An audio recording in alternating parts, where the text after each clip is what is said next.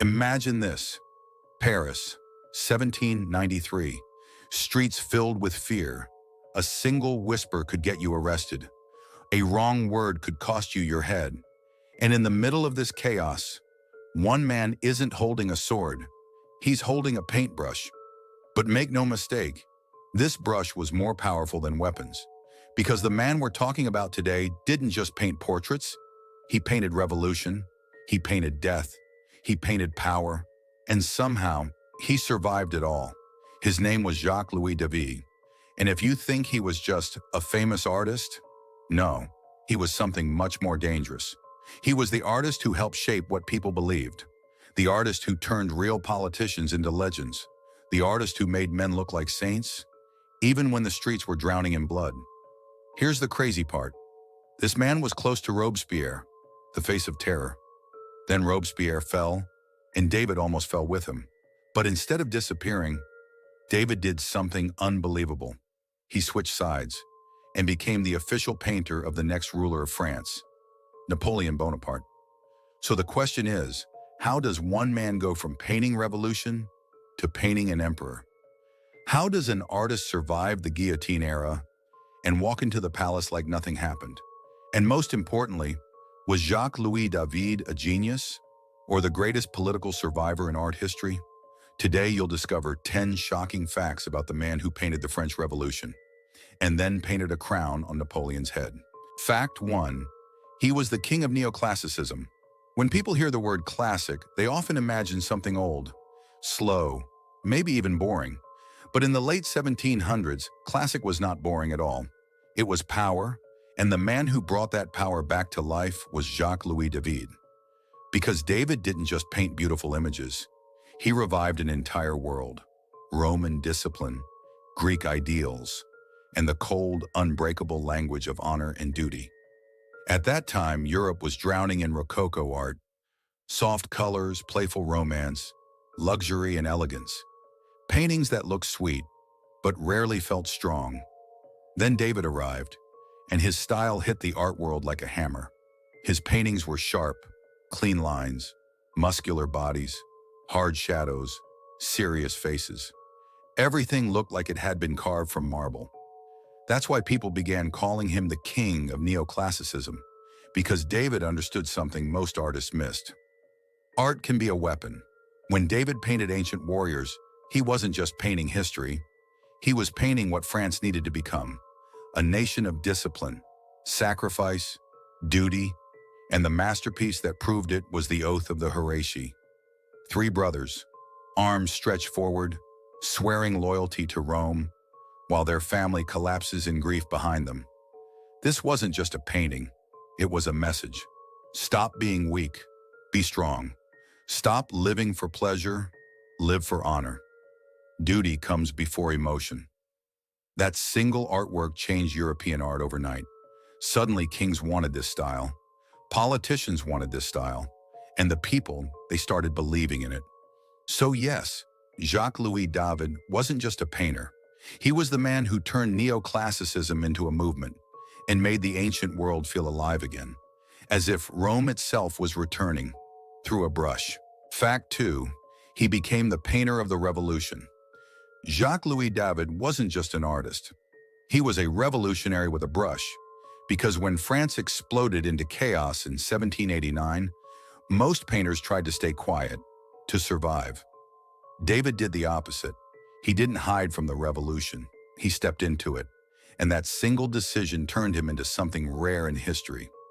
An artist who didn't just record events, but shape them. David wasn't painting for kings anymore. He was painting for the streets, for the people, for the new France being born in blood. And the revolutionaries loved him because his style was perfect for propaganda, strong bodies, serious faces, heroic sacrifice, no softness, no luxury, only duty and power. But David didn't stop at paintings. He joined politics. He sat in government. He voted as a radical revolutionary. He wasn't watching history. He was writing it. And then came the moment that made his name immortal. The death of Marat. Jean-Paul Marat, a revolutionary leader, was murdered in his bath. Most people saw a dead man. David saw a symbol. He painted Marat like a saint, like a martyr, like the revolution itself had been murdered. It was art, but it was also a weapon, a message to France. This man died for you. Now the revolution must continue. And from that moment on, Jacques-Louis David became known as the painter of the revolution, not because he lived during it, but because he turned it into legend. Fact 3. His painting changed Europe overnight. In 1784, Jacques-Louis David created the painting that shocked Europe, the Oath of the Hierarchy. And this wasn't just art, it was a declaration of war against weakness. While Rococo paintings were filled with romance and luxury, David painted something colder, stronger, unforgettable. Three brothers, arms stretched forward, swearing loyalty to Rome, even if it means death. Behind them, their family collapses in tears, and that contrast, duty versus emotion, hit people like lightning. Suddenly, Europe didn't want soft paintings anymore. Kings, politicians, and even revolutionary leaders began demanding David's style. Clean lines, hard shadows, heroic bodies. Because David proved one terrifying truth: a painting can change how a whole nation thinks. And after that masterpiece, Neoclassicism didn't just rise, it took over Europe. Fact 4. He turned a murder into a sacred image. In 1793, France was drowning in violence. And then it happened. A revolutionary leader named Jean-Paul Marat was assassinated in his bathtub. Most people saw a dead politician, but Jacques-Louis David saw something else. A weapon, a symbol. David rushed to Marat's body, studied every detail, the bath, the blood, the letter in his hand, and then painted the Death of Marat. But here's the genius part. He didn't paint Marat like a man. He painted him like a saint. The light is gentle. The pose is peaceful. The face looks almost calm, as if Marat died for a holy cause. This wasn't just art. It was propaganda at the highest level. David turned a brutal murder into a sacred image and made Marat immortal. Because after that painting, Marat wasn't just remembered as a person, he was remembered as a martyr of the revolution. Fact 5. He was one of Robespierre's closest allies. Jacques-Louis David wasn't just painting the revolution, he was living inside its most dangerous circle, because David became one of the closest allies of Maximilien Robespierre, the man who would soon control France through fear. While others stayed silent to survive, David openly supported the radicals. He joined the Jacobin Club, he sat inside government, and he didn't just witness the terror, he helped organize it. David even designed revolutionary ceremonies, turning politics into theater and executions into public messages. But that closeness came with a price, because when Robespierre ruled, you could rise in a single day and die the next. And David was standing right beside him. So when Robespierre finally fell, David's fate was sealed too. Fact 6. When Robespierre fell, David nearly died too. In the French Revolution, there was one rule above all: loyalty could kill you, because in revolutionary France, power didn't change slowly, it flipped overnight. One day a man was called a hero, the next day he was called a traitor, and in 1794, the most terrifying shift happened. Robespierre fell. This was the man who had controlled France through fear, a man whose words could decide life or death, a man who turned suspicion into law. For months, people feared him more than war. But then, in a single political storm, Robespierre was arrested, and within days, he was marched to the guillotine. The blade fell, and with it, an entire world collapsed. Because when Robespierre went down, everyone around him became guilty by association. And that's where Jacques-Louis David made his greatest mistake. He wasn't just a painter. He wasn't just supporting the revolution. David had stepped deep inside the most dangerous inner circle. He attended Jacobin meetings. He sat inside government. He voted with radicals.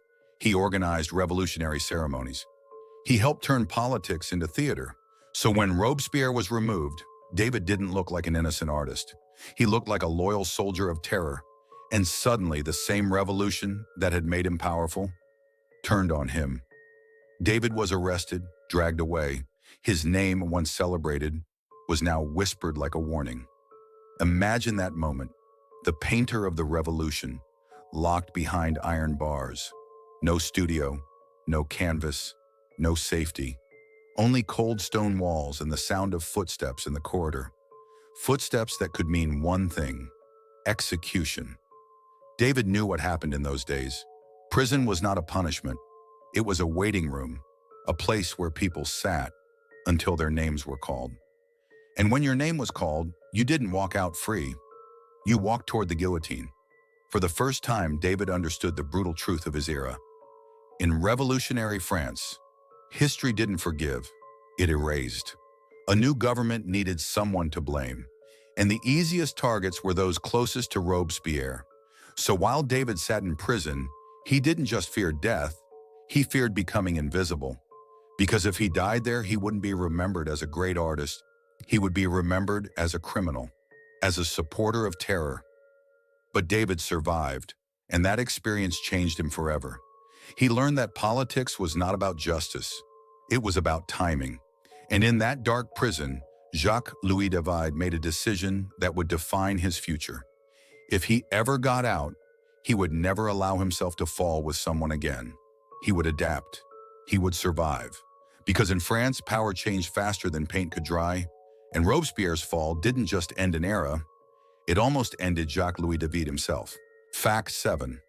He shockingly became Napoleon's official painter. After prison, Jacques-Louis David learned one thing.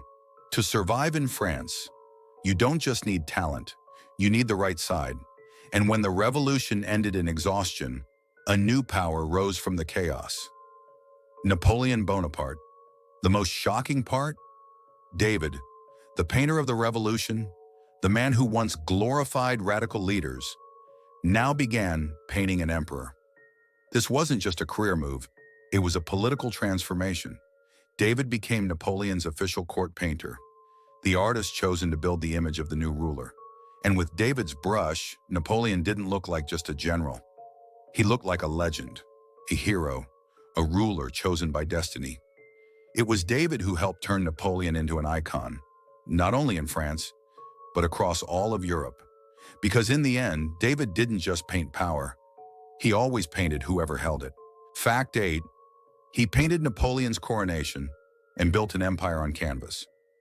If Jacques-Louis David wanted to survive, becoming Napoleon's official painter was only the beginning. Because Napoleon didn't just need victories, he needed an image, a story, a myth powerful enough to control France and impress the entire world.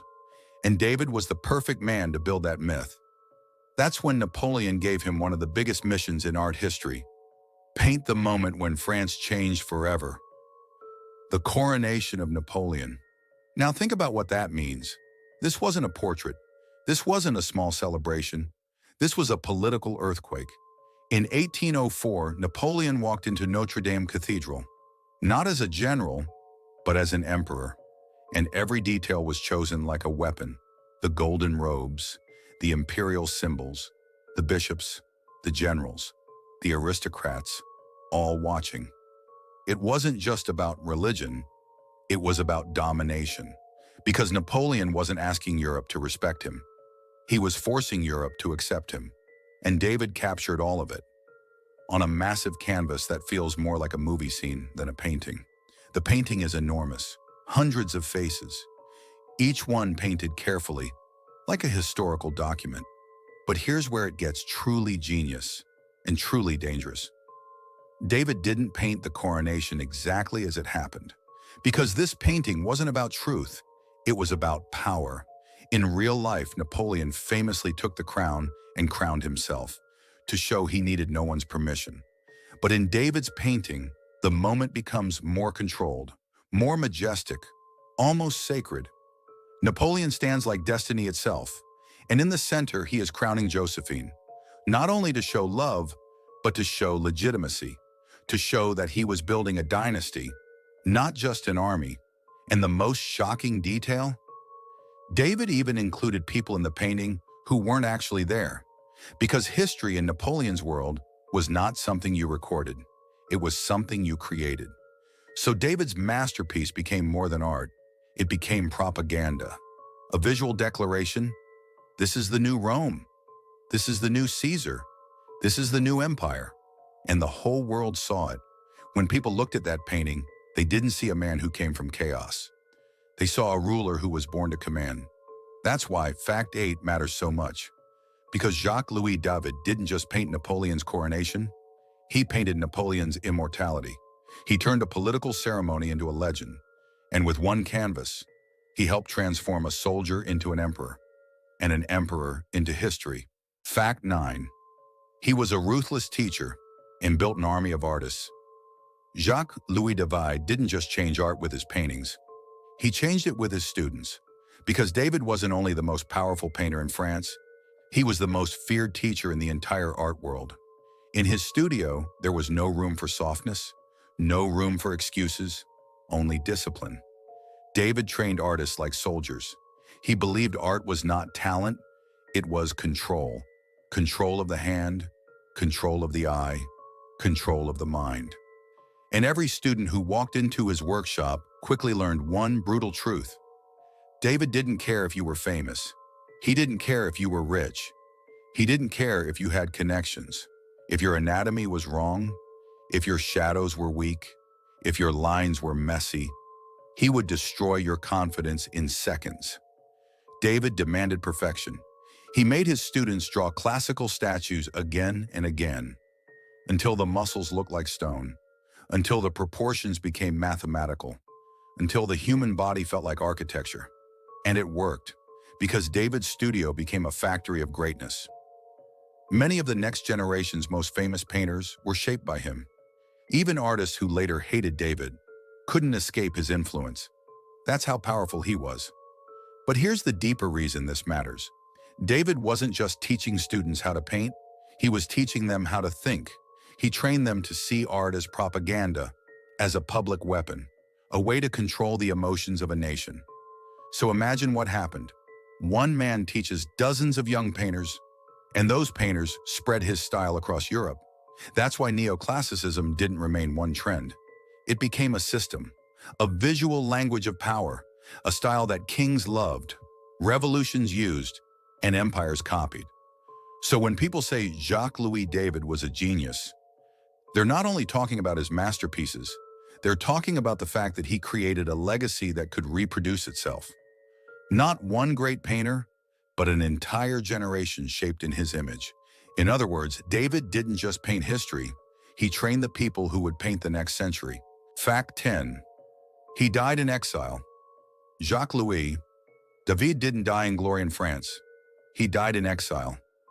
After Napoleon fell, David was seen as dangerous, a man who had served both revolution and empire. So he was forced to live his final years far from Paris, in Brussels. No political power, no royal court, no revolution, just an aging artist surrounded by memories of a country that no longer wanted him.